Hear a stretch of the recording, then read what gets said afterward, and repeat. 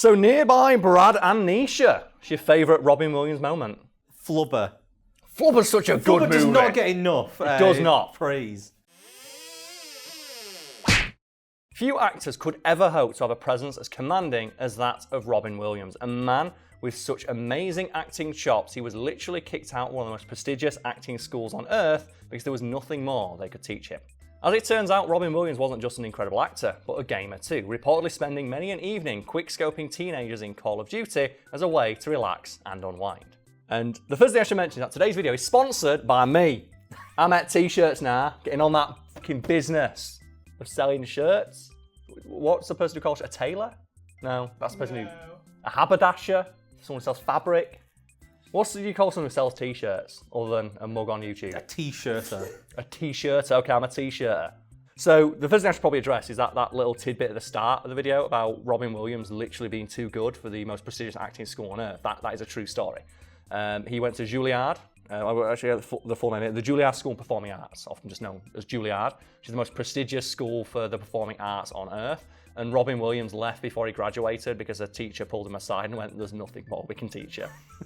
You are the best actor we've ever seen. Like the school is holding you back. Go to Hollywood, make your mark, and he did. And he eventually did get an honorary degree from Juilliard, but that came after he'd already had like 2 Academy Award nominations, so I'm sure that didn't really mean much to him, but the thought was there. Imagine if they never heard of him again. It's like, you're the best we've ever seen, never heard from ever again. Walks out the door and he's just gone. Like, so that's always the thing you hear, isn't it, from people of like, oh yeah, I was like hot shit in school, and they'll still hold on to that when they're like 40. It's like, okay, but what do you do with it?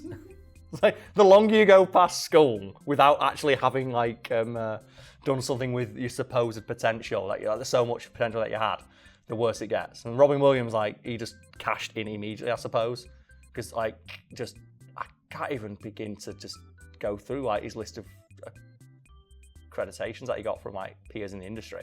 So such range as well, such talent just generally. And such a presence. Yeah. Like, just he owned the room when he walked in. Like, every interview with him, it's just like, the room is his, eating out the palm of his hand.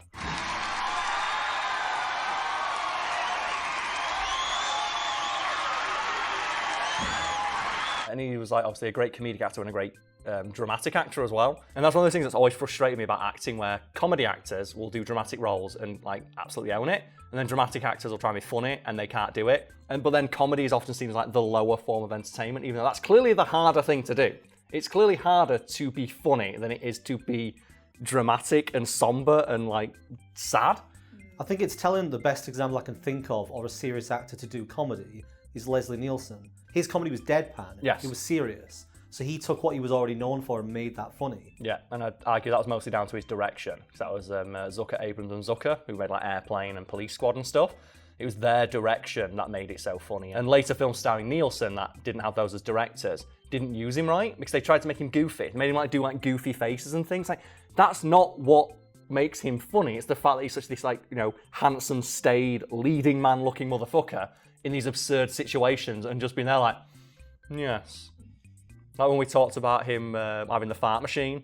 Yeah. Where he's in interviews and he's just like got this fart machine. He's like, when he's like talking about, and you can see everyone else is losing their shit and he's just professional actor man. I will do almost anything I can for a laugh.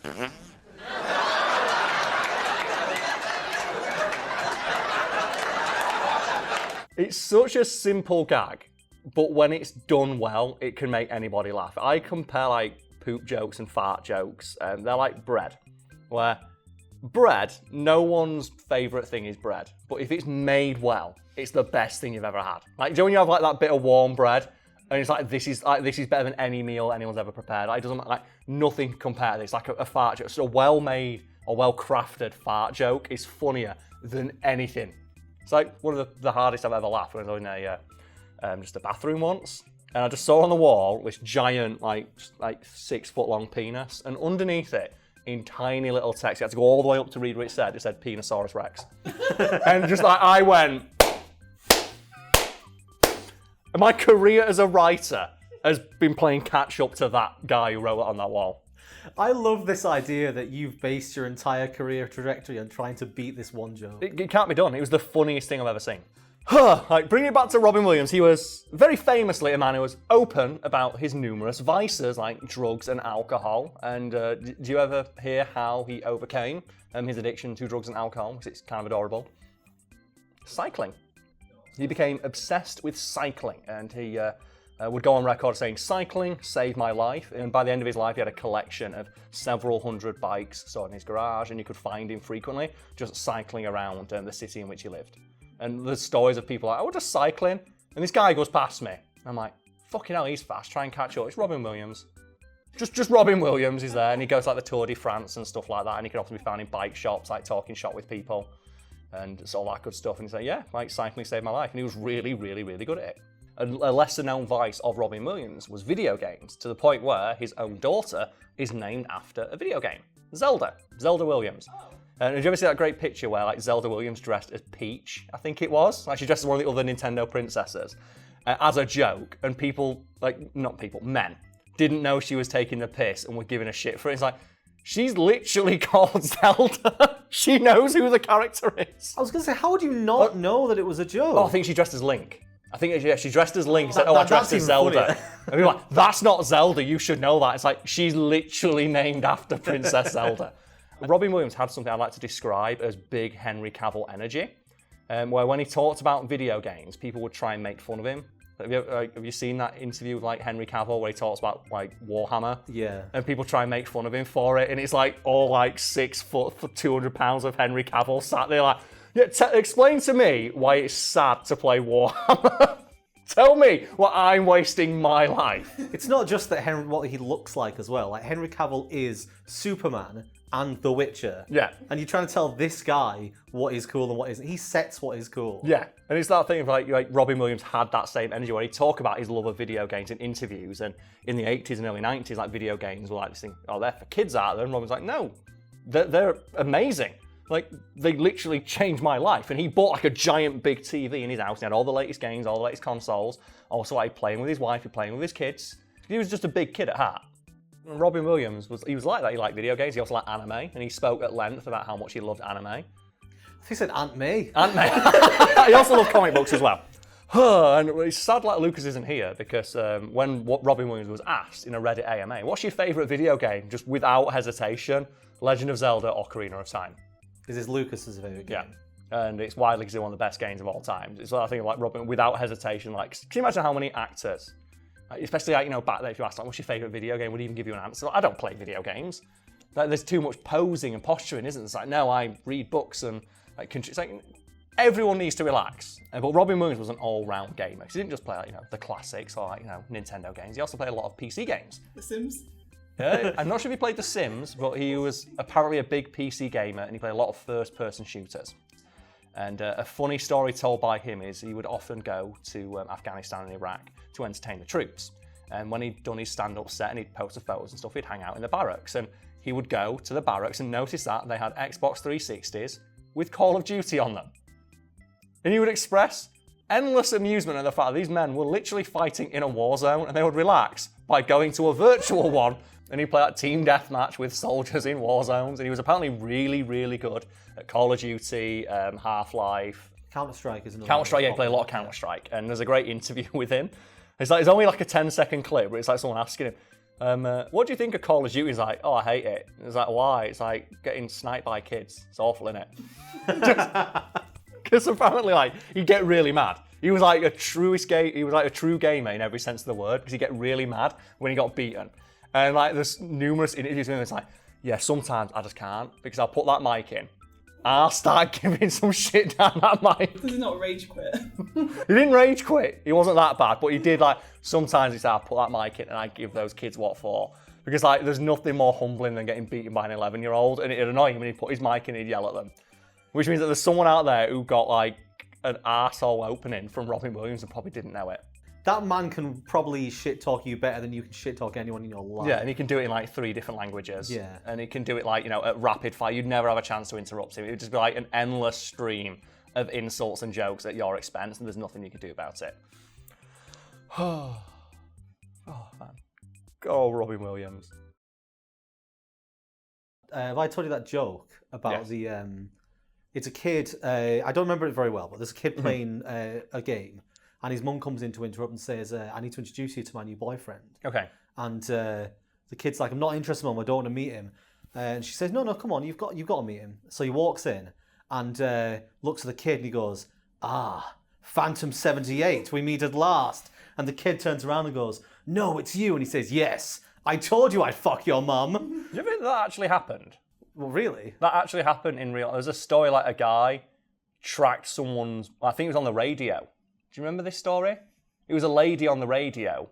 Like she went. Yes. She went on the radio to say, "Yeah, I had like a one night stand last night with a guy, and it was amazing. And he didn't give me his number. Can anyone help me find him?" And he called into the radio station and was like, "Oh yeah, your son was a shit to me. So I tracked down his mum and banged her. I'm sorry." Yes. Her son actually used to bully the shit out of me, and so I figured if I could his mom, I would rub it in his face. Like he laid pipe so good that the mum was like, "I need to track this man down," and went on the radio and was like, "Please help me find this cocksmith of epic." He dicked me down so good, I need to find him. And then the guy comes on the radio, he's like, "Yeah, I did it to annoy your son."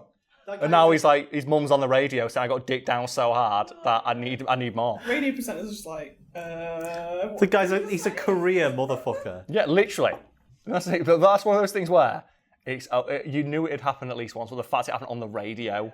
Yeah. On the radio, live. It was so good. I cannot wait to tell him that you called a radio station because you wanted to see me again that bad. This is too perfect. Well, yeah, Robin Williams is just shit talk people on Call of Duty. It's fucking rad, isn't it? And the best of it is as well, because his most famous role is the genie, and the genie was just him, which means that there's someone out there may have heard, like, is that the genie? Is the genie telling me to go fuck myself? Maybe it is.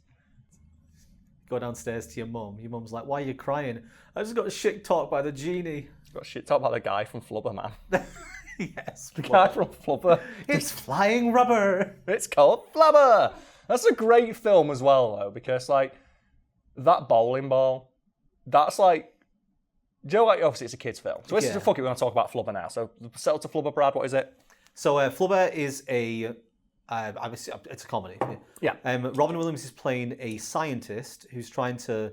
I'm not sure the specific thing he's trying to invent, but he creates this living rubber called Flubber, and then he uses the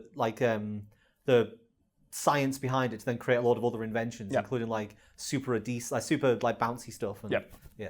The basis of it. And Some guy tries to steal it. That's the. someone wants to steal it so they can monetize it, and he uses it to like make a flying car and stuff like that. But the one that always got me is when he coats a bowling ball in it and it bounces like 800 feet into the sky.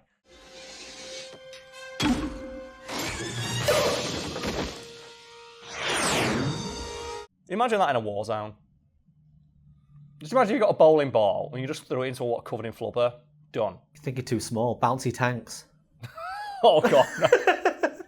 Just push it across the battlefield. Not even a tank. Like, do you know what you do? Ball bearings. Uniforms. The battlefield's it's like Fortnite when you jump in to avoid being shot. And just everyone's like jumping super high. And then that's where you get the real life quickscope in then, wouldn't you? So the military applications of flubber are fucking horrifying. Oh, God. Because it just shows like it attached it to what, like a cloth, like a piece of material, and the material bounces, which means anything can bounce. Because you know why, dear? I know, Bob. What if you made flubber bullets that would go through people but then bounce off surfaces? Bounce off solid objects, So it's like Revolver Ocelot, just ricocheting off everything. Off everybody, yeah. Or you coat walls in it. You know what you do? You get a bouncy castle covered in flubber, because it's really light, and you get all your men inside, like you know the anthill mob? Yeah. Cut some holes in the bottom so they can walk forward, done. That'd be terrifying. The military applications of flubber, it's like attach it to a helicopter, like just the rotor blades. No. Do you know that thing you're doing like Grand Theft Auto, you like tilt the rotor blades to launch people? Instead of breaking, they just fire people off into the distance. Do you ever do I think it was in San Andreas, the super bunny hop? Yes. And you would be able to jump to the top of skyscrapers on your bike. Well, I think GTA 3 had the one where you could press the analog stick in the car would jump. Mm-hmm. So just that on a battlefield. I remember like when I was playing out Grand Theft Auto 4, you can like spawn a motorbike in, Just spawned a motorbike on top of a skyscraper and just drove off the edge. And Nico's falling. I was like, I can land this. And I'll just never forget. It landed perfectly on 2 wheels.